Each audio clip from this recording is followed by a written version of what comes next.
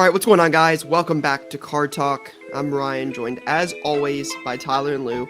And on today's episode, we're going to talk a lot about the NFL playoffs, Week 1, and everything that was. I know Lou is just dying to chat about that. He looks ready to go there. We're going to talk about a few other things, but first, we're going to start with what's on your mind, and we're going to do this one a little bit different. In 2023, we're going to try something a little new here, where we're going to bring on different folks in the hobby to get their opinion, get their thoughts, and what's on their mind. So first up this week, we're going to start with Jason. He is last week's Play of the Week winner. Jason, all suited up this morning. How are you doing, my friend? Doing well. How are you? Good. Well, I appreciate you Good to joining see you, us. Jason. Good to see you as well. Thanks for having me on. Absolutely. Congrats, first off, on winning Play of the Week. It's Thank you. very prestigious honor in the hobby, so definitely want to give you some congratulations on that. I mean, lifetime achievement award right there. But we'll start with you. You're the guest. What's on your mind in the hobby right now? I mean, it's hard to think of anything other than the NFL playoffs for this Mhm. weekend. Just a crazy game Saturday night with Chargers and Jags. I was fearing a little bit as the owner of some Trevor Lawrence stuff. Like, oh my gosh, is this going to be Trevor Lawrence first of all this year? Or, I wasn't really worried about the long term, but wow, what a second half performance there. So that was pretty cool. And then, watching some of the games on Sunday, just everything was very close. And Ryan, I'll apologize up front, but my son was heartbroken Sunday afternoon when the Vikings lost. He's like a diehard Cousins fan, but he's good now. He's talking again. And then just watching kind of the transition last night. Tom Brady just not looking real Tom Brady-esque. Mm-hmm. Is this the end? I don't know, but certainly very interesting. So, and then for me, I'm a big baseball guy, so can't wait for another month or so till pitchers and catchers report. But never too early to start buying the right stuff now. So, Yeah, let me jump in on that one. Baseball. What's your top 3 guys right now? Because we were talking about pre-show, wanted to get more into baseball, and I've been kind of disconnected from the prospects. So I know about the Volpes and the Jordan Walkers and all that, but who are your favorite guys? So I'm a big Cardinals fan. Mhm. Yeah, Jordan Walker is very much on the radar. Be interesting to see what happens with him. I mean, there's a lot of speculation in St. Louis. They're maybe going after a big arm on the free agent market or in a trade or something. I'm still not sure what's going on there, but yeah, Jordan Walker's an interesting name. What about Carlson too? Because he's been kind of slow, right? Yeah, I've built quite a PC of his to this point, so I'm just kind of waiting on that. I mean, as a Cardinals fan, I still like him. He's still a good player.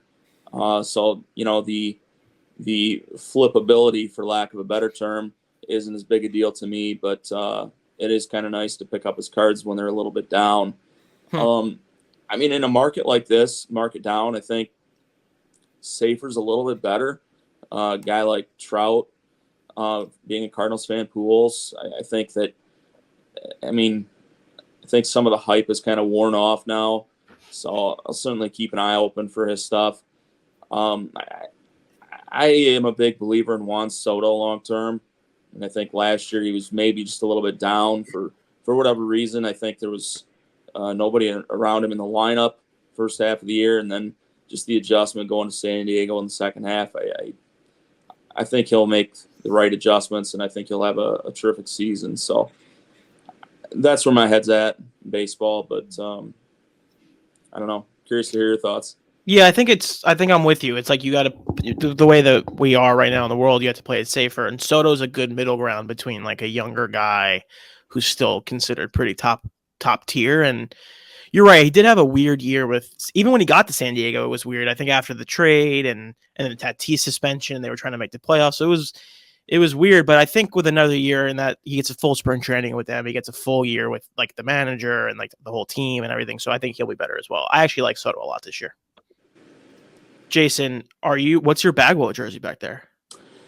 So when I was a kid, I was a huge Houston Astros fan. Respect. Killer Bees. Great team. Yeah, congratulations. Thank you. They Thank you. I are. appreciate that. Big Berkman fan, Bagwell, Biggio, and then Mm-hmm. Oswalt back in the day. Well, Obviously, Brad Roger Lidge. Clemens. Brad Lidge was a great closer. Hell yeah. Just a lot of great teams back then, and bought that from a local guy. There was a guy named Tim Redding who was he was a pitcher for the Astros, and actually had local ties. And this shop owner bought this jersey from him and had it in the shop. So I ended up buying it probably 20 years ago. So, wow. And you've had that. You need to get that like framed or something. I know. I'm just, I kind of went out for a little bit in my college years, and then got back in probably 5 or 6 years ago, back into the hobby, and but kept that the whole time. So yeah, that's definitely in the works. That's awesome. Ty's back. Hi, Ty. I'm back. My baseball, I'm just shocked at how little interest I have, even after the Yanks and the year that they had. I'm trying to think who the coolest player in baseball is right now.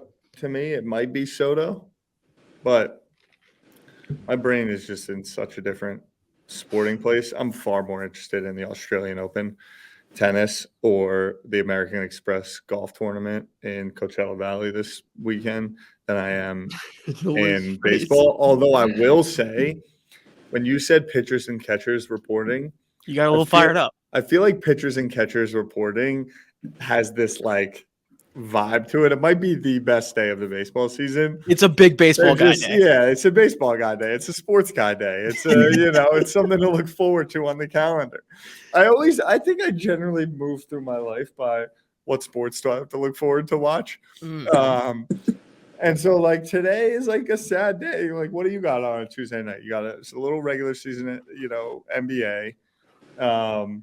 NHL, the Australian Open. But yesterday, classic MLK, Knicks Rangers. You got to throw in the MLK Knicks Rangers parlay. Knicks lost. They were 2-point favorites against the Raptors. They lost at home, but every MLK day, Garden's typically rocking.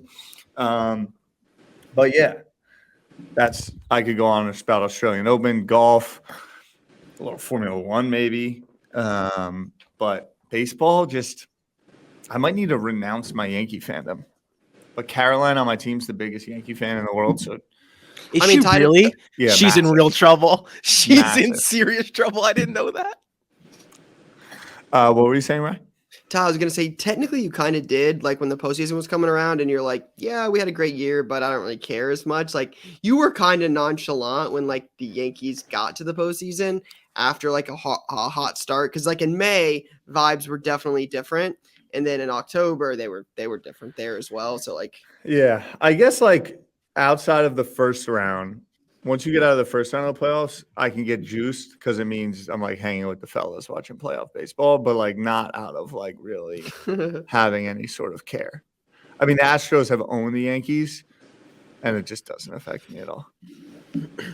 All right, so for the sake of Jason's time, let's let the rest of us go here. Let's get these done. We can let Jason give his thoughts on some of our what's on your mind. So Lou, what's on your mind this morning? Yeah, I'll play off of Jason's a little bit with football.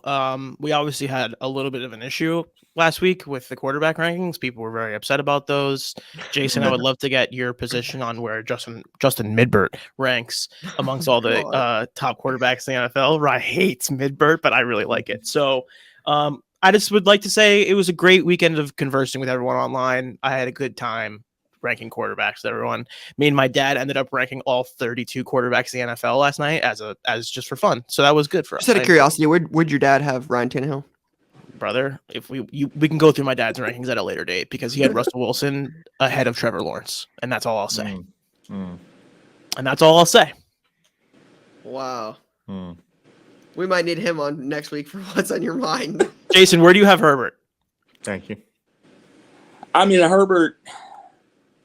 think Herbert's a gregreat quarterback. He's definitely kind of mid. I'm thinking like probably top 6-ish.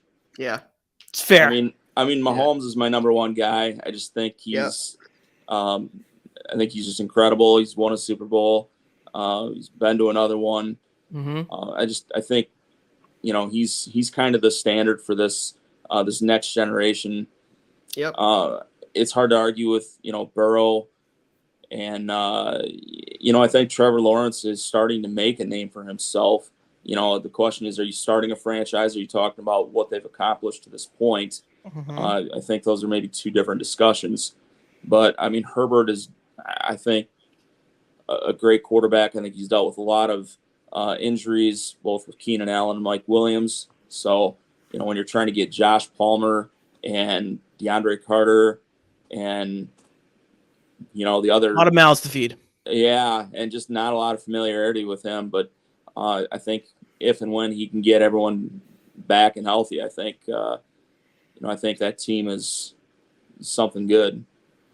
Maybe. I don't know. Rye and Ty, I feel like maybe like our point got a little misconstrued. I think the larger point was like there's 4 guys who are for real. And then after that, there's like another tier, which is probably where Herbert is. But then that tier is not that much far ahead of like the 10 to 15 tier. So I've always considered you kind of that's where I group those disagree. guys together. Maybe I'll say this. I'll go back a little bit and say maybe Herbert and T-Law and those guys are in like a different tier above the mid guys. So he's like just above mid.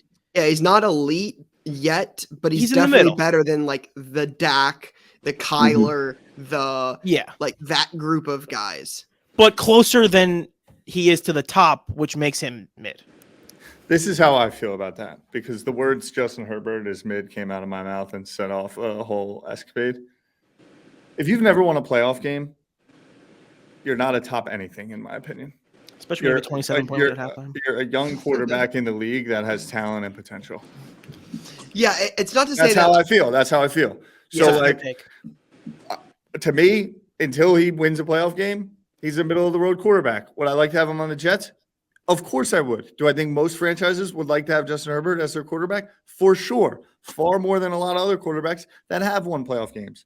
But right now, I don't know. Brock Purdy, won a game. And it was Brock Purdy game. has the best overall team in the NFL around him. Oh, sorry. Justin Herbert got handed a 27-point lead at halftime and decided to lose. With Keenan Allen and Austin Eckler. That's all I'm saying. Is the guy an unreal prospect in the league? Yes, he is. And he can throw the ball. Until he wins some playoff games, it's just not worth the conversation. Yeah, I'm not arguing that you can't blow a 27-point lead and have, what do you have, less than 100? What was it, Lou? Less than 100 passing? Yeah, like 120 passing yards or something like that. Right, like didn't have hardly anything in the second half. There's just no doubt in my mind that Herbert is one of the best quarterbacks in the league. Do I think he's better than Allen, Burrow, or Mahomes? No. I think he's in the same conversation as Lamar, Rodgers, and Jalen Hurts. I think he's one of the best 7 quarterbacks in the league. Okay, Dak is a better quarterback than him. That's not true. That is not true at all. Yeah, it's not true at all. Okay, I watched a football game last night, and I watched a quarterback lead a franchise to a win. I watched a game on there's Saturday. just other people. There's other people on the team. The quarterback is definitely the most important position, but there's like I disagree with you, Ryan. Yeah, I don't like. I'm not here to defend Justin Herbert, because in the beginning of last offseason, Lou sat here and a lot of people sat here and said Justin Herbert is a better guy to have than Joe Burrow. A lot of people did. I'm like, no, Joe Burrow's a better quarterback. That narrative has definitely changed a lot, but Dak Prescott and Justin Herbert are not the same thing. Justin Herbert is a far more superior quarterback than Dak Prescott. Dak Prescott's not bad. He's but Dak Prescott's in the same conversation as like Kyler Murray. They're like in that 9 to 14 range. Ty, it's just a completely different way of thinking about it. I think you and I are thinking about it from a perspective of like winning football games and all that. And then they're talking about it from a perspective of like upside and talent. Yeah, just true talent at the position. Not best. A lot of guys are talented. Team. A lot of guys can throw the ball far. Zach Wilson can throw a ball 70 yards. Comes down to being a leader and winning a football game. Guys knew it was a wrap when it was 21-10, 27-10 on the sideline. You could tell. Fear it was 27. Wasn't it like 27 to 3 or something at half? And there was fear in his eyes. You could see it the whole time, right, Jason? I'm not going to attack Justin Herbert anymore, but I'm going to need to see some more. Jason, where do you lean in this? I lean more towards your stance, Ryan. I think I think if you gave Justin Herbert a CeeDee Lamb or someone like that Keenan Allen. Well, Keenan Allen's like 30 some years old. I mean, I don't know. I just One of the best 7 receivers in the NFL. he is. He's great. I'm not. No, I'm gonna talking argue with CeeDee that. Lamb. Okay. I mean, Keenan Allen's great too, but I mean, he's just not. He's beyond his prime, I think. And I don't know if he's 100% healthy. I don't know, but I agree, Ryan. I mean, it takes kind of a whole team to make a quarterback look better or worse. I mean, I live in Michigan. We've seen this for eons with the Detroit Lions. For a long time, they had this Barry Sanders guy who put up amazing numbers despite having no offensive line. Calvin Johnson, I would argue maybe the top wide receiver, a top 5 wide receiver of all time. What would he have done had he had a better quarterback or maybe a better line? And then Stafford leaves Detroit, and the next year he goes out and wins the Super Bowl in L.A. I mean, surrounding cast is very important. I agree. Yep. What would you say to Joe Burrow, who went from a 4-win team to a Super Bowl, about his surrounding cast? I mean, They're giving good. I mean, what do you want him to say? T. Higgins That there's developed Jamar Chase. That winners are winners. And I think until Herbert has proven to me that he can win big-time playoff games, he's a great prospect that most GMs would love to have on their team. Well, I think when he starts winning playoff games, I think maybe he escalates to that top tier, meaningful playoff games. I mean, agreed. The wild card round, maybe not so much, but the minute he starts making AFC championships and maybe Super Bowl someday, he's in that discussion then. I love it. Jason, before you go, I'm going to put you on the spot. Give us a prediction for something to do with cards in the year 2023. Involving Jeff Bagwell. No, I'm kidding. I'm going to remain pretty stagnant. 0.5% growth in 2023. Right. I really think that this year is, I feel like 2022 at the end was really bringing down to a new reality. I think 2023 will be a much, I want to say, healthier market from the perspective that cards will kind of do what they're supposed to do. An unproven rookie. Of course, we're seeing with Brock Purdy, who I guess is really starting to prove some things. But I think people are going to be a lot smarter about where they're putting their money. We have a local show that we set up at every month, and we've seen it. 2022 started off great. By the end of the year, it was like, okay, you have to buy right.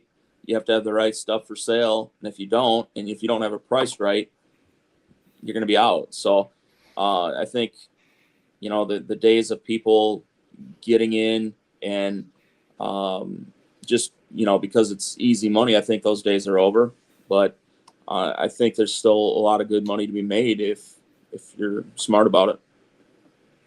Yeah, I think that's a really good point, that the card market is still, like, people are still buying trading cards. People still want to collect cards. I just think the days of easy money and just, being able to print it at at a week's notice those days are over, but there's still a lot of people that collect cards. There's still a lot of fun. Like, we get on here every single week and talk about, all sorts of different things going on in cards. And it's like, there's never, there's always enough topics to talk about within the industry. There's so many different avenues you can take this. It's I think the sports card market is definitely different in 2023, but I agree with you that it's going to be an interesting year. For sure. Time to forge a new path in cards, boys. That it is. Well, Jason, we appreciate you joining. Good chatting with you this past week a little bit. And keep doing your thing. All the best with this week. Let's have a good Tuesday. For sure. Thank you guys so much. It's been it's a great opportunity to come on here. Appreciate it very much. Have a great show. Are you a big Michigan Wolverines fan? Absolutely not. Oh, you're Michigan State. Lansing. Sparty, yeah. Sparty? Yep. They're pretty good in college ball, huh? You like college basketball a little bit? Yeah, heartbreaker of a loss yesterday to Tough Purdue. one yesterday, but they're good. But, I mean, and expectations heading into the year were very low. So, got a great recruiting class coming in next year. So, see what happens. Yeah. Love Exciting it. Times. Enjoy the day. See you. You too. See you, man. Thanks, See guys. ya. All right. That was fun. It's good to have a different perspective. Sometimes we get lost in our own stuff too much. Agreed. Yeah. You I get caught calling Justin Herbert a mid quarterback. People freak out on you. Can we play a 2-second game? 3 Yes. seconds. Favorite insert. Still kaboom. That's a good one. I mean, it's hard to say anything other than kaboom. Like, I like some of the stuff from like Immaculate that's like turning pro, where it's like the college and the pro jersey. As a collector, it's something with me. To me, it's got to be something with like Ohio State, like some sort of insert. But I will tell you, so I went to Dallas this weekend, right? Yeah. We can talk about that in a sec. Yep. I bought a bunch of kabooms. Right, you guys know I've been very open. We sell on Whatnot a lot. There's in shop and on Whatnot, there is not a more popular, more liquid insert by a country mile than the kaboom. Like they sell like it's like the closest thing to liquid gold. Like it just everybody wants them. Everybody buys them. Like we have a Baker Mayfield Browns one. It'll sell. Like people just want kabooms. So yeah. Another good one is field passes from National Treasures. I like those a lot. Yeah, those are cool insert. The shoe one from Noir. Yep. The sneaker spotlight. Those are pretty good. So Ty, real quick, what's on your mind? What's on my mind? Yeah, what's on your mind? That was what's on my mind because I was starting to think about Premier League, Manchester United, blah, blah, blah. The impeccable rookie medal I had of the homie on Manchester United that is no longer a player anymore. Mason Greenwood? Yeah. I want some of those others. I think there's a Saka. Bukayo Saka that I'm looking for. And then I also want to pick up a Marcus Rashford kaboom because he is one of the hottest footballers in the world right now. So on my mind was a great weekend of sports, kicking off with a Manchester derby win for Manchester United to put themselves firmly in the title race. If you are only a fringe Premier League fan or if you're fully about the Premier League, you know that this is a very, very, very now exciting year. There's a lot of action in the top half of the table, a lot of different teams in the mix. Fulham's playing really well. Brentford's playing really well. You kind of have Chelsea's not playing well. No, Chelsea's a house on fire. Just Leeds. So many injuries. Leeds, yeah. Some teams are going backwards since the World Cup break, but you've got United, you've got City, you've got Arsenal, and Arsenal are looking really, really strong. So I've been loving the Premier League. I'd say it's arguably up there as one of my favorite sports to consume right now. Knicks took a little bit of an L yesterday, but they're really putting together a strong squad of late. Brunson's been amazing. And then PGA Tour is back. Enjoying that. Then the NFL playoffs. What was that weird ass tournament you just said before that you were really excited about? This week is the American Express. I mean, like, come on. It's the American Express. They played the American Express what? It's just a PGA tournament. Where is it? It's in Coachella Valley at PGA West. I mean, come on. The golf tournament in Coachella Valley cannot be that interesting. There's no way. Big tourney. American Express is a big sponsor. Is it actually? Yep. Oh, okay. Wow, Jay. I do still have that Brunson 101. Oh, that's the one that the dad, like, bullied you a little bit? Yeah, where he had sold it like the Melvin Gordon, the best card in the entire lot, and Ty went back and bought it anyways and still paid the same price. Yeah. That was good times. Yep, that's how I do it, baby. Come on now. That was at trade night in Ohio. Mm-hmm. So those are amongst a lot of things that are on my mind. And I'm just trying to get like Rye, trying to get in the gym like Rye. Well, shout out to Ty for all the gym posts, the daily motivation. Shout out to him for that. What's on my mind this morning? Went to Dallas. Dallas was fun. Got to go there. Got a lot of cool content. Got to buy quite a bit. Jason that was just on here kind of talked about it, but being smarter with, what's selling. We've been, the shop has been really on fire since the beginning of December. It's A lot of collectors coming out. We have so many like value boxes in shop, right? That's one thing we've really tried to pride ourselves on. And we've just been selling so much of that. We've been working to add like Bengals, Browns, Steelers, Buckeyes boxes in shop, and that stuff is just flying. So went to Dallas and was able to pick up a lot of that. So just really excited to get back on some of the show grind in 2023. Dallas was the first one of the year. So it was a blast. I love that show. You guys How have were the been there vibes? before. Yeah, it was cool, right? There was a good amount of foot traffic.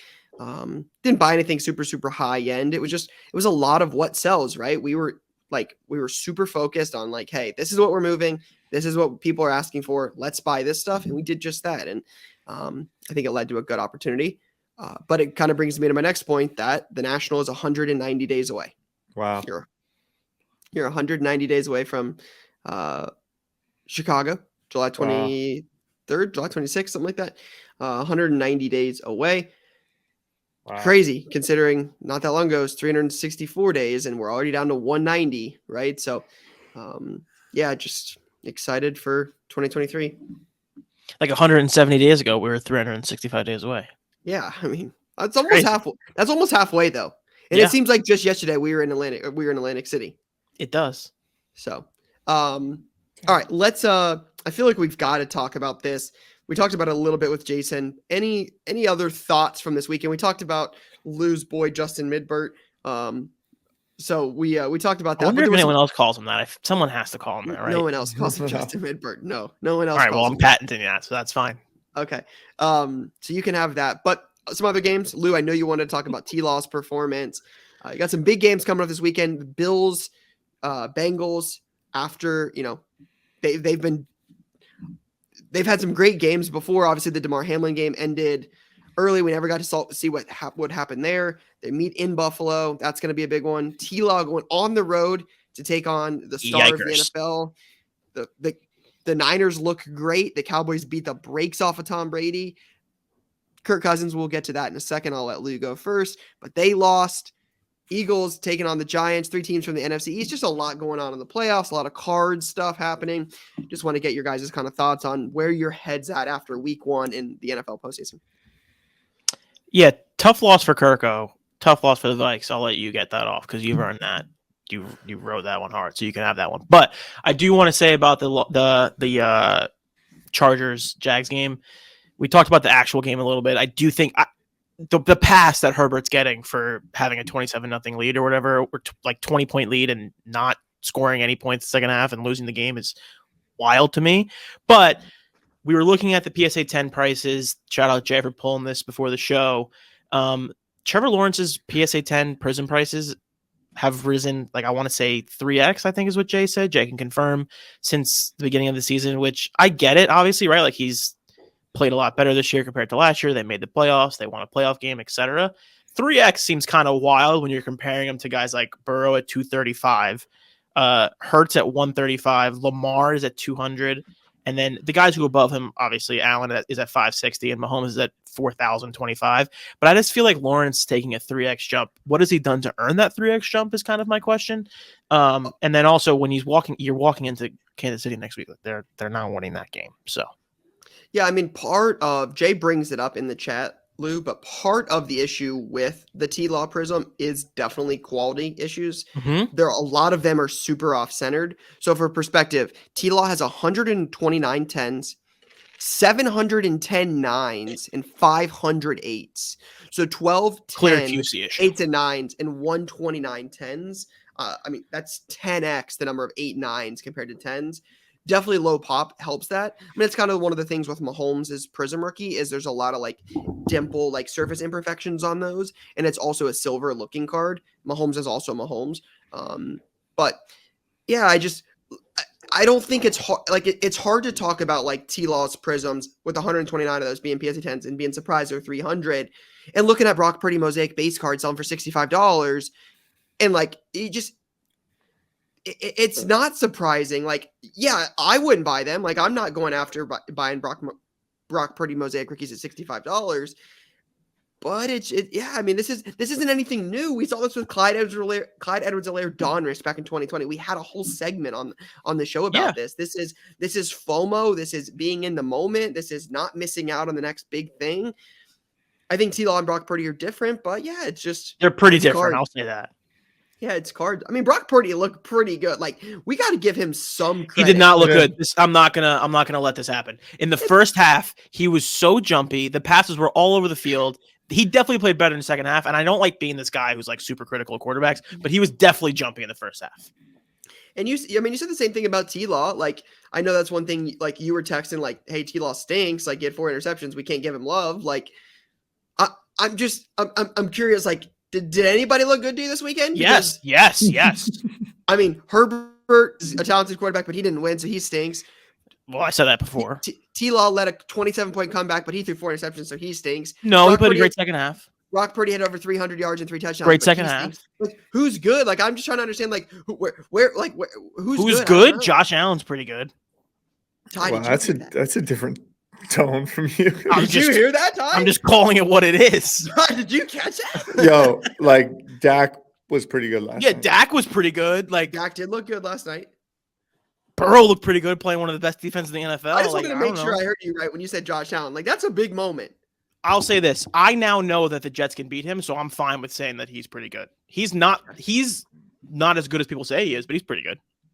I think T-Law is a real prospect, and when I think about T-Law and Zion, and I think about the hype that those two had coming into what the card market and when it was,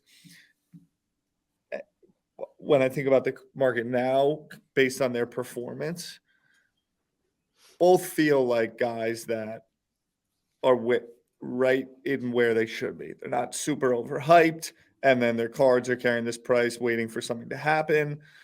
You know, like Lawrence now has a playoff win. There's only so many quarterbacks that didn't even say that they have a playoff win, let alone one with a 27-point comeback. I know Biggest comeback in playoff history. I think it No, was the third biggest. Third Oh, biggest. whatever. I think they're Someone going said into that. Kansas City, house money, comes back next year, second year coach, right? Zion has proven now, I think, unless he's gotten injured since I last looked, starting to stay healthy on a real contending team. I think he's out for like 5 weeks. Who I is? think Zion. I'm Zion? almost positive. Oh yeah, he's out right now. he's out for a hot minute. Well, there goes that Yeah. take. But I think he's out for like 5 weeks. when I think about Trevor Lawrence and Trevor Lawrence's cards and the hype that he had versus where he's performing at now, I think it took a little bit of time, but I think we're going to start to see now confidence. That win is huge, helps him believe that he really is that guy. Mhm.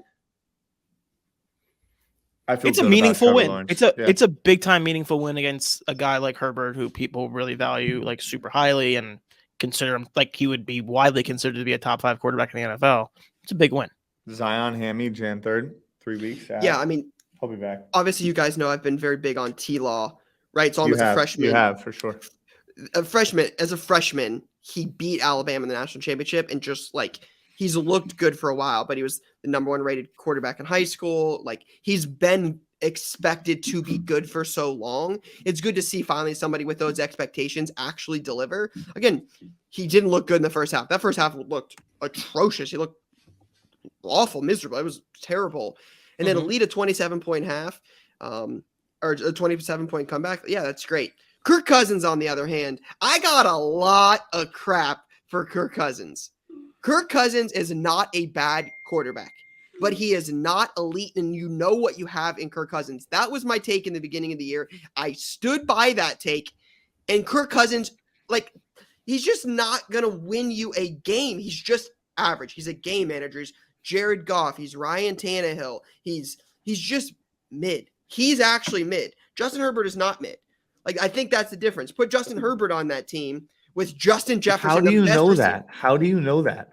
Like that's where it gets crazy. Like, we're just going to start saying if Justin Herbert was on this team, that this thing's will happen. I watched every play of that Fascinating. game. The guy has fucking Hey, Keenan Allen on his team and Austin Eckler. People just let it Justin go. Okay. Jefferson? Give Kirk Cousins Of course, a Justin Jefferson's 27-point lead. amazing. Give Kirk Cousins a 27-point lead at the helm of the Chargers and see what might happen. They Fair. ran into a very Fair. good Giants Fair. team. That's that was, fair. That was 27 ready points. to play.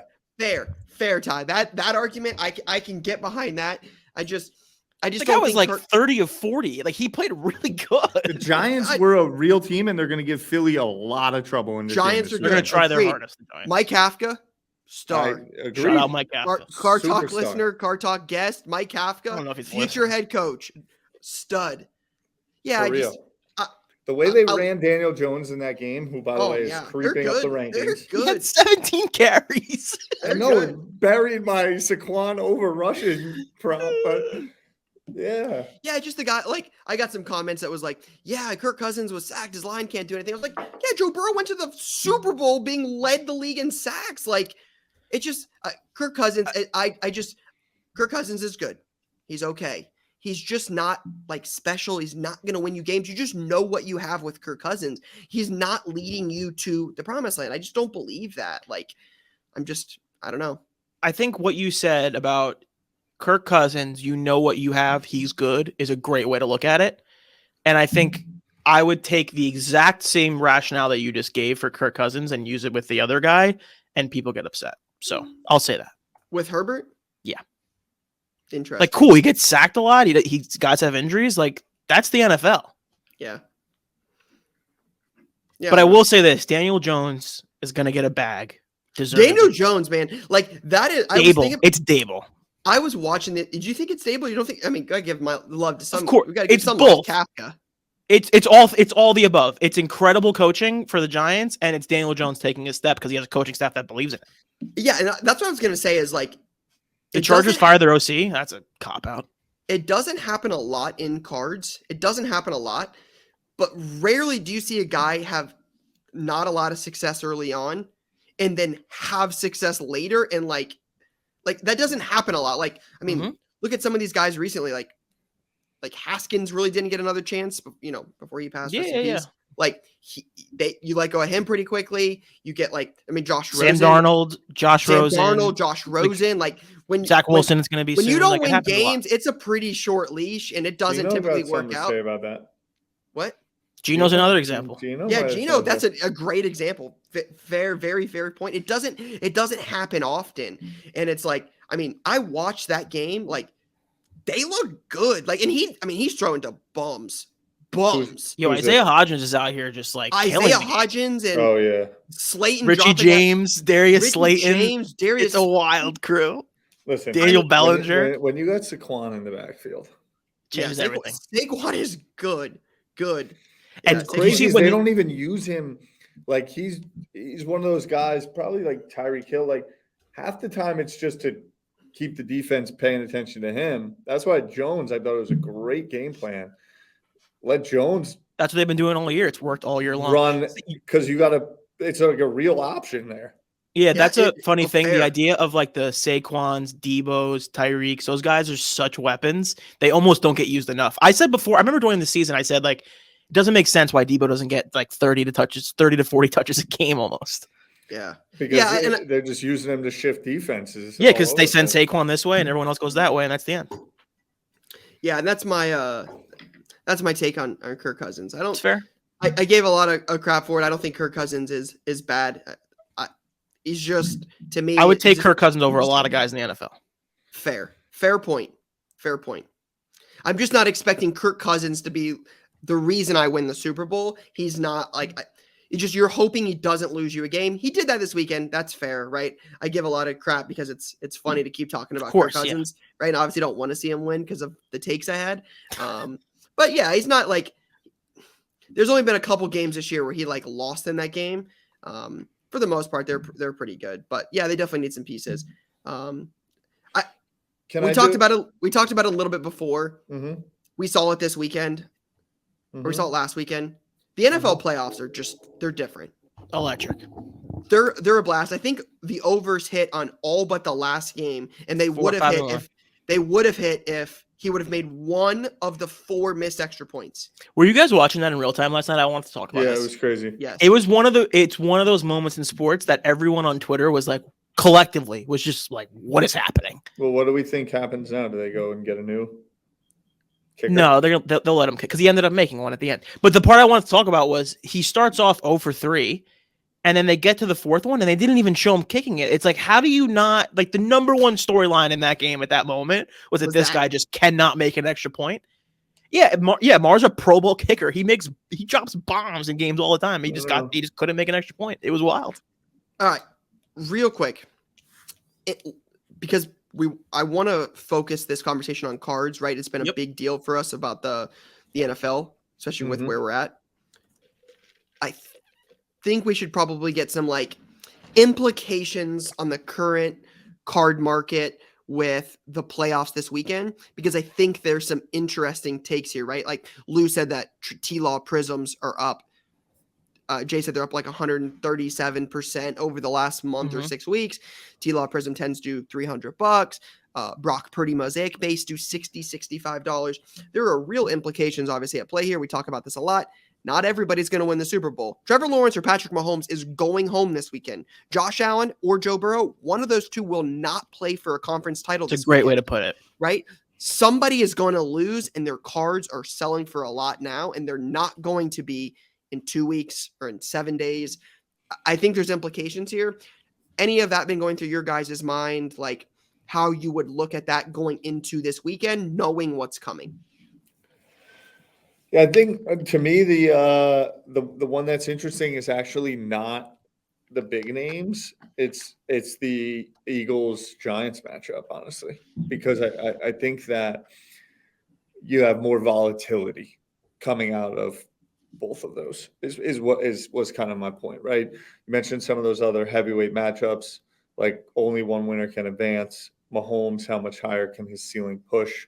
If Allen takes the L, like, do we write that up? We kind of know where he's at. Obviously, you'll get a little bit more, I think, push up if we see him cross the line and win a ring. But I have a text going. A lot of my buddies back home are Giants fans. I have a text. They're all debating right now while I'm talking about this, whether you extend Jones or not. And Hurts, obviously, all-time epic year, kind of one of those super special years. Maybe I don't know if they ended with 2 or 3 losses, maybe one extra on top, but he was injured a little down the stretch. But, one of those years that you either remember or you fade out, and it's kind of like that was a fun regular season. So when I think about those two guys taking that next step, I mean, if Daniel Jones wins that game, all of a sudden you've got Daniel Jones in a conference championship, like with a chance to really prove himself as the face of that franchise. Yep. Or you've got Hurts, who, Philly's a special place to play sports. They've had a real year. You know what a winning Eagles team looks like from a fandom perspective. They win that game, and then you almost got over that hump, because now people start to worry, and the Giants have cashed in on this forever. It's hard to come off a bye against a team that just picked up a big win in the playoffs. Like that's true, but you get that first win and you keep pushing forward. So to me, also I'm a Northeast guy, so I'm interested in those two teams. But I think that's where we'll see one quarterback really shine and take the reins, especially in a division that I think it's the first time 3 teams in the division have been past the wild card round since like 97. Wow. So someone's going to grab the reins in that division, and that'll be cool to see. That's cool. I think the interesting thing for me here is, especially with the impact of cards, is one of the remaining 8 quarterbacks has ever won a Super Bowl. 2 of them have ever been to a Super Bowl, right? I think that's a good thing for cards. You think about it, especially in the AFC, think about this. Think of it, when we ranked earlier, rank all of the elite quarterbacks in the NFL, rank the 7 highest quarterbacks.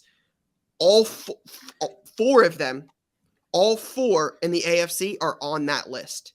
That means T-Law, Mahomes, Allen, or Burrow will be playing for a Super Bowl this year. Those are elite quarterbacks. From a card perspective, that has to be a good thing to see some of these guys that have high sales. These guys sell for a lot of money, right? To see one of them play for or win a Super Bowl has to be a good thing. Same thing on the other side, right? Dak Prescott, the Cowboys, finally getting, they got over the hump last year to beat the Niners, but can they go on the road and beat the Niners? The Niners are a good team. Brock Purdy, Mr. Irrelevant, carrying 2022 product, carrying the wax. Brock Purdy could go to the Super Bowl. Jalen Hurts, right? His stuff's definitely been up. He's probably one of the biggest risers all year. Danny Dimes, right? We talked about it earlier, his rise to success in the last few months.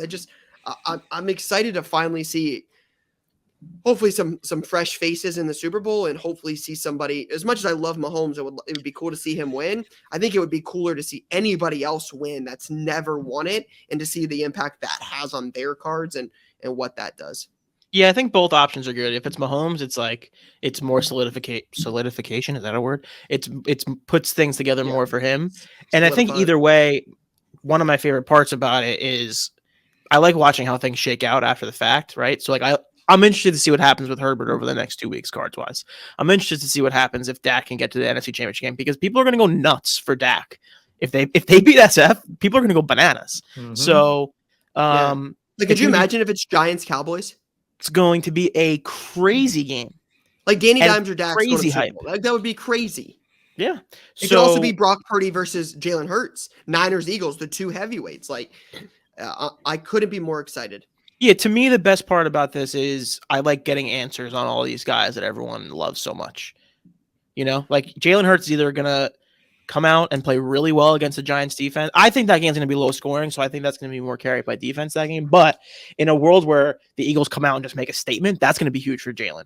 If, you know, and you could do that you could make that conversation for every single quarterback left. So it's really exciting. Yeah, and I agree with you, Lou, that you're like, Dak could win. I think that's the fun part about this is any of these teams could win. The Giants could beat the Eagles. Absolutely. Trevor Lawrence, like, Mahomes is good. Trevor, they could beat the Chiefs. Joe Burrow did it last year on the road. Trevor Lawrence is like, they're good. The Chiefs' pass defense isn't great. It's suspect. You're not wrong. Like, it's not like if Trevor Lawrence beat the Chiefs, you wouldn't be like, wow, that's the craziest sport upset of the year. Like, that's you're right. Story that you know what I mean? It's not insane. So I think that's what's fun is like any of the teams could win. Am I expecting T-Law to go on the road and beat the Chiefs? Probably not. Like, I'm not crazy, but Ty's watching like, That was weird.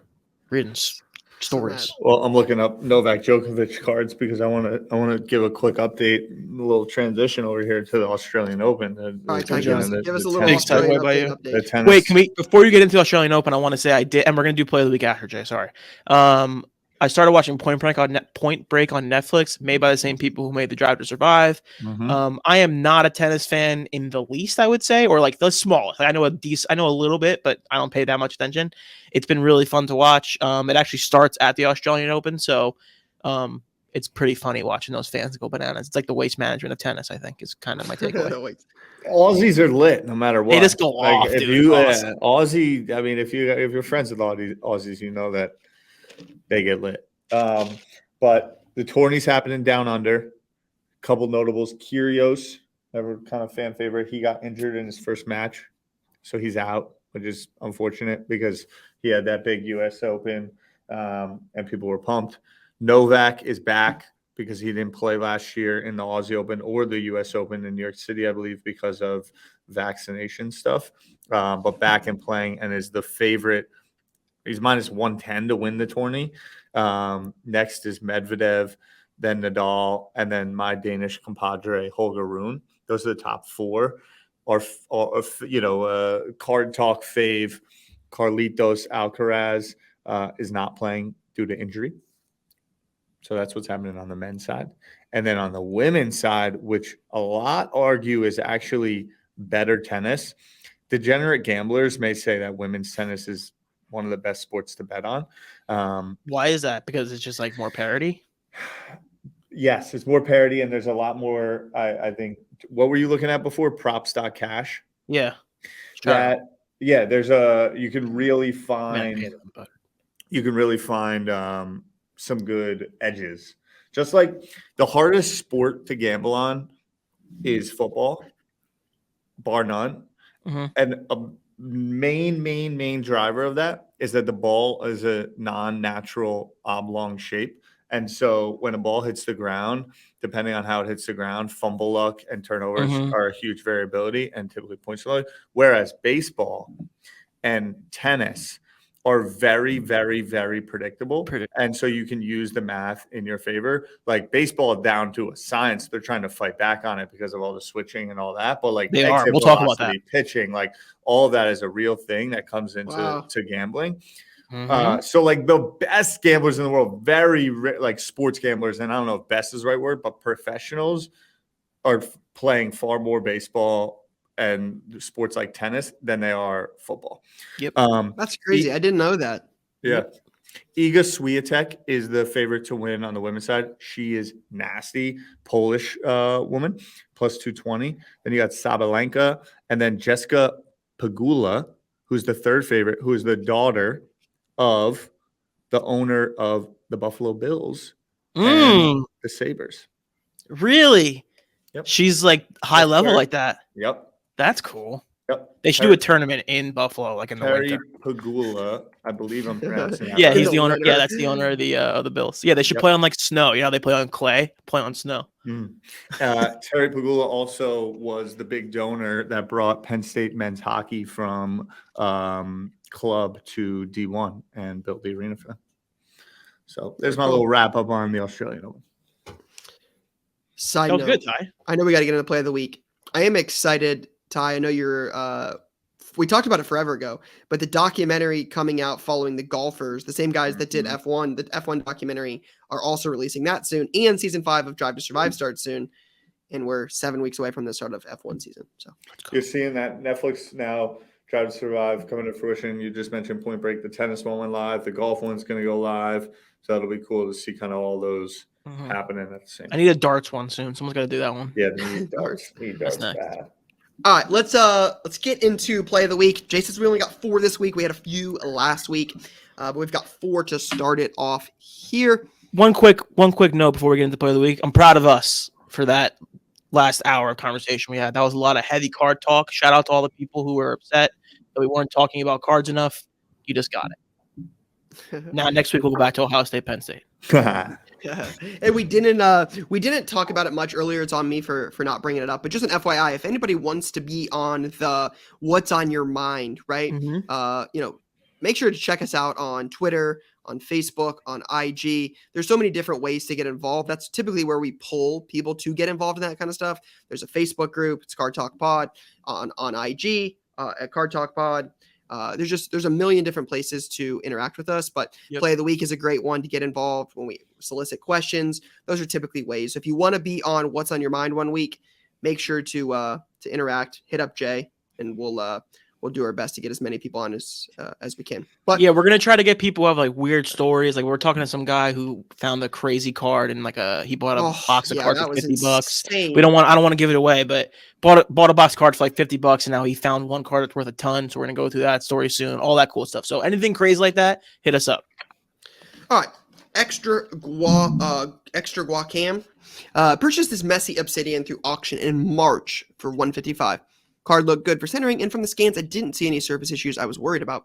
Received the card, and it was in perfect condition. Decided to grade it with SGC while prices were still high for PSA. About $30 more to put it into the card. Came back the best grade in that submission with a Gem Mint 10. I've held it for a few months and had a pretty unreasonable price on eBay.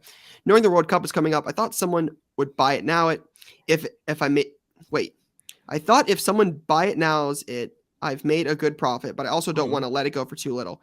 World Cup comes and Messi makes history. I've slowly lowered the price since and sold today for $705.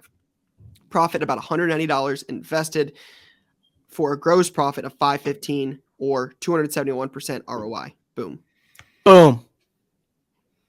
Yeah, if you got in Messi stuff and you had it for the World Cup, that seems like a win. Yeah, it seems like that probably played out for you. Shout out Squawk. Yeah, and I think this is important. Same thing for the NFL. Like, if you have Joe Burrow stuff and Joe Burrow gets over the hump this year and wins the Super Bowl, you're probably sitting pretty good. But if you bought Cristiano Ronaldo expecting him to win in his last one, it probably didn't work out for you. This is definitely skill, obviously grading the Gem 10, having it but there's definitely some luck built into this one if they don't win, right? Yeah, but I would also say this. The one thing he said here in that third paragraph was, I had it listed at a really high price, and then I was progressively bringing it down. That's the right way to do it. You got to stay active on your stuff. Like, just because you post it for $1,200 doesn't mean that someone's going to just buy it one day for $1,200, and then it's sitting there for 3 months, and you're like, all right, why did I waste all this time? You progressively lower it. I think eBay has a feature where they do that automatically, but if you're progressively lowering it, you have a much better chance to get a sale. Yeah, I would actually be interested in learning about that, because that's one thing. I actually talked about this with my team yesterday, is we have an issue sometimes times where, like, let's say we buy this card for $50 and we throw it up on eBay for $50, decline less than 30, right? I don't want any offers less than 30. Well, if you don't get any offers in 30 days, it automatically relists on eBay. So that card could be up for 6 months, 2 years. You have no idea if you don't check up and keep up with your active listings. And, there's a card on there from 2021 Zenith that I pulled 18 months ago that's been sitting there. It's like a jersey card for like $45. I'm like, this card's worth $8, and we never lowered it because back in the day, this is a little side tangent. Back in the day on eBay, things you could buy it now is for like $7. It was either 7, 10, or 15, like 7, 15, and 30 days. And after that time period, it would end and you had to relist them. So it was actually nicer because unless that feature exists, I don't know about that one, but it was nice because when things ended, you could be like, okay, well, this didn't sell and I didn't get any offers. You could reevaluate. Let me relist it. Let me reevaluate it. And then I know the price is too high. And then you could adjust it because you were forced to, right? I have to relist this. Now it just automatically recycles it. And it's like, well, if there's no way to adjust the price, you might have a card up for 6 months before you realize, like, yeah, exactly. Okay, oh, this thing's too high. I was trying to look it up. I couldn't find it, but I'm almost positive that when an eBay listing ends, I think it tells you, like, you could, I don't think it does it for you, but it's like, you could suggest, like, it suggests you could do this much and you could lower it like that. But anyway. All right. Good play. What's next, Jay? I like to play. Long one here. This could be good. There's a I'm Steph seeing Curry a auto, car. a Subaru, and a lot of text. This is from This could go in a lot of different places. This is double text. Here we go. October 1st, my LCS hosted a trade night. At the trade night, I traded up with 5 cards for a flawless RPA out of 10 of Jalen Waddle, a Rondale Moore patch at a 25, a Waddle RPA at a 199, a Waddle Fireworks insert at a 99, a Desmond Bain Mosaic Auto SGC 1010, and a Waddle Mosaic Auto SGC 1010. I planned for the flawless RPA to stay in my PC forever as the only comp was 400, and I was only 268 in the trade. Very odd specific number. Fast forward about a month, on October 29th, our quarterly local show occurred, and I ran into a titanium Steph Curry auto at a 25. With Curry being my favorite player of all time, I knew I had to make the play. Luckily, the person who owned the Curry auto was a Dolphins fan like myself. The flawless Waddle RPA at a 10 became the centerpiece of my trade-up, and I added a Patrick Mahomes Purple Mosaic Stairmasters at a 49 PSA 10 and a Tatum, the Rookies PSA 10 on top of it. All in, I was 268 trade value into the Waddle and 98 into the 2 PSA slabs, coming to a total of 366 into the Curry. I was beyond stoked to add this to my PC, which easily became my most valuable piece by far in the collection. On December 4th, after a night of snow, I got into a T-bone car accident and had to get my card repaired in a shop. Luckily, insurance covered the $4K in repairs, but I was required to pay my $500 deductible within 8 days of the accident. With Christmas around the corner and me being in need for expendable money for Christmas gifts for my loved ones, I came to the conclusion to sell my Curry to fund a much-needed obstacle in my life. After turning down offers in the $650 to $850 range, and an offer with 400 cash and 600 trade, I was finally offered through Facebook. Hang on, not 600 trade, a $600 TV. Keep going. No, that's $600 trade value, brother. Total, yeah, trade. It's trade value. It'd be better if it was television. I thought it was a TV too, but I was finally offered through Facebook $850 PayPal, knowing that it means the money would be instantly available in my bank account. I accepted. Overall, I profited $472 after insured shipping. It was a bittersweet moment to get rid of my biggest card ever owned, but realize this is why I invest to collect, and I'm blessed to have this asset to help fund real life problems. After paying the deductible, the $350 extra will be going to Christmas gifts and maybe another smaller card for the PC. Thanks again. I kind of wish it was a TV.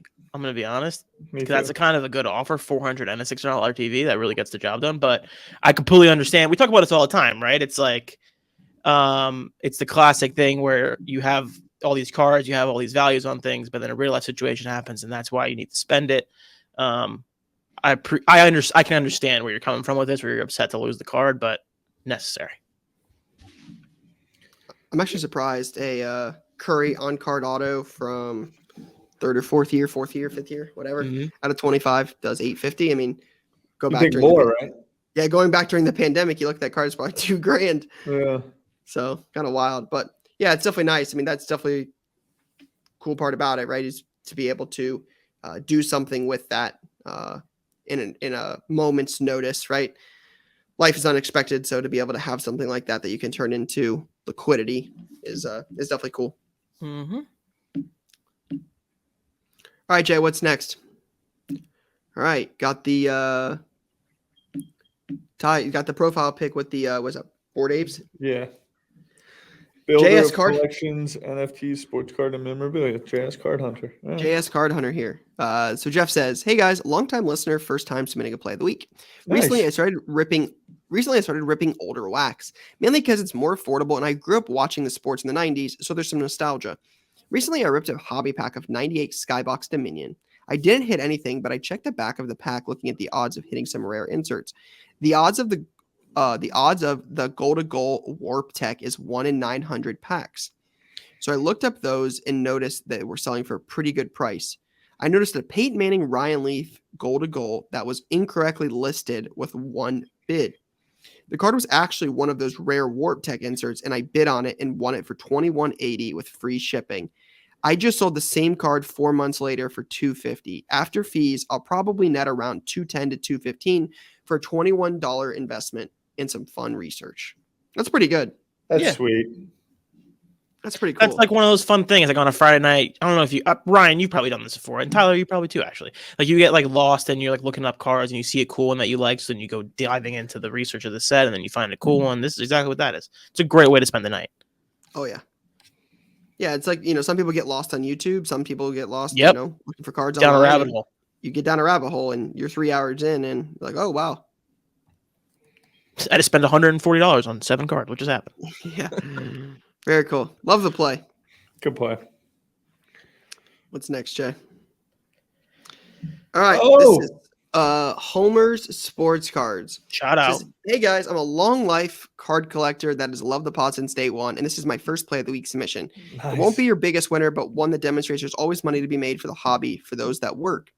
As a Jets fan that admires Tom Brady, I started collecting cards of the GOAT a while back. In May of 2021, when things were still expensive, I bought this 2011 Brady base for $4 because I liked the snow scene and thought it was a cool photo. Recently, I submitted it to PSA and got a 10. I decided recently to put some Brady's on eBay, and someone just purchased it for $95. Not the most glorious sale, but a few bucks to use at this weekend's local show. Take care, Jonathan. Shout out, Jonathan. Shout out, Shout Homer. out, Homer. I agree. It's a sick picture. It's a sick photo. With the snow? Yeah. Yeah, it's I fine. think- I might be my quarterback next year, so I can't say anything bad right now. Yeah, I'm trying to. What'd you say? He might be your quarterback, so he might get anything bad. That'd be so messed up, bro. It would just be. I'd be so upset. That'd be so. You'd be upset. It would just. It'd be hurtful, right? Yeah, like that's.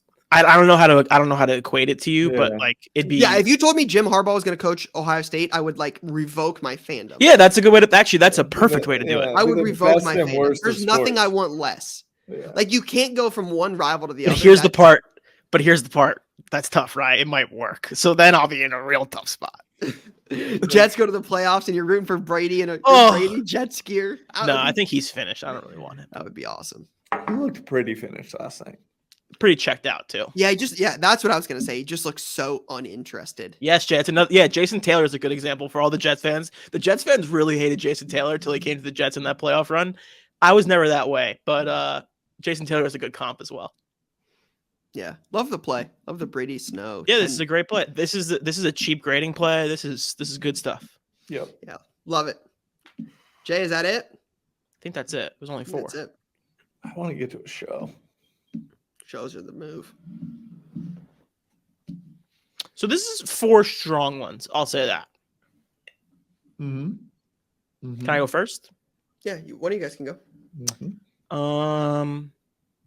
Listen, I really want to take the Steph one because it's like the best story. Go to the next 2, Jay. Damn. Ty, you have any thoughts? Can you go to the Messi? I don't think it's the Messi. That's the one I'm confident in. That is not it. Or confident that it's not. I'll go first. These are good, right? I mean, I love a good $4 Tom Brady, cheap. It's cheap to grade again. You get a PSA 10, you sell it. Like I love that play because I think that's very tangible and that's definitely something you can teach. Doesn't take a lot of effort. This is, there's $20 some in this. Like it takes less than $25 to start and a few, an hour at a card show and you can do this. So this is very tangible. Obviously, the Steph Curry, the liquidity when you need it most, that is important. I like that. Honestly, you could go with any of these. I'm going to go with the Manning. I think that is cool. I think the sitting at home, checking the back of a pack, finding the insert odds, looking for the card, flipping it, making $200. Like, I think the story there is cool. The Messi grading it, SGC, hoping for a big World Cup, getting it, like, all of these are really good. I'll go with the Manning one, but I wouldn't be upset if any of these win. I'll go Manning also because I think I'm with you. I said before, I think it's fun to like look that stuff up. Kind of what I want to do tonight. It's a fun time. Yeah. Yeah, you end up finding even weirder stuff every time. Yeah, I got a pack of the 90s, grew up watching it, found a rare insert, chased, like, it just, there's a lot about that. So, JS Card Hunter would be my winner. Congrats to JS Card Hunter, this week's Play of the Week winner. Likely on the show next week if he can make it work. No. We got a new guest already scheduled for next week. Oh, right. In a future week, we'll have Jeff on the show. All right, let's get into Play of the Week because before we go, this will be one of the biggest weeks in a minute. New releases? New releases. Sorry, Ty, I would say Play of the Week. My bad. Yeah, sorry. My bad. It's early. I agree. Latest launch. New releases. This is a big week. It's a big week. Ready? This is good. I need 5 minutes. You have to go? I'm joking. Okay. Flawless baseball. Yeah. Immaculate basketball. Impeccable football. Strong. Upper Deck Marvel WandaVision. Okay. Pokemon Crown Zenith Elite Trainer Boxes. Topps Chrome Formula F1 Light Boxes. Okay. Topps Finest Baseball and Leaf Decision Vault Box. Okay, that's cool. So it got some strong week. Presidential stuff from Leaf. You got Flawless Baseball, Immaculate Basketball, and Impeccable. All big releases. Those are big, expensive products from Panini. You have Finest Baseball. That's a top baseball product every year. That product is always super, super popular. You got a new Pokemon release. You got some Marvel, WandaVision stuff. Just a lot of, F1. Like you have, seems like every different sport or non-sport this week. So definitely a big release week. That's awesome. Jay, I feel like that's a pass. Yeah. I'll say real quick, Brian, did you have any thoughts on Garrett Wilson's tweet this weekend about the official who was upset with Joey Bosa? Garrett Wilson said he doesn't like Buckeyes, and it turns out the guy's from Michigan. Any thoughts? Oh, wow. I did not see that. So a little background. Garrett Wilson had a lot to say about the refs during the season. He was not getting calls. He was not a big fan. He was yelling at refs like every single week. And then I guess they were watching that game on Saturday night, and he said that ref doesn't fuck with Buckeyes. Wow. I didn't know that. That's, gotta have some disciplinary action for that ref. You just missed an obvious call. Like, you just can't have it. It's tough. I agree. We got to deal with that guy properly. It was a funny tweet though, because watching him do that all season long, I was getting annoyed with it. But I mean, there might be some truth to it. If this guy's just calling penalties on all the Buckeyes, that's pretty funny. It's the greatest rivalry in sports. So it is. Good show, guys. That was fun. I'm looking at Don Russ soccer checklist that's coming out soon. Soccer product with kabooms. That sounds right up Ty's alley. Yeah, that's crazy. I was literally going to say, I wonder when there's going to be more soccer kabooms. I need the Marcus Rashford. There we go. But really, I need a Bob Gold. Ty, you know what you need is a Christian Eriksen kaboom. You're not wrong. The man is holding it down for Manchester United. Title contenders, Manchester United. That was fun. Great seeing y'all. Love y'all. Thanks for tuning in. See you guys next week. Hope everyone has a fantastic week.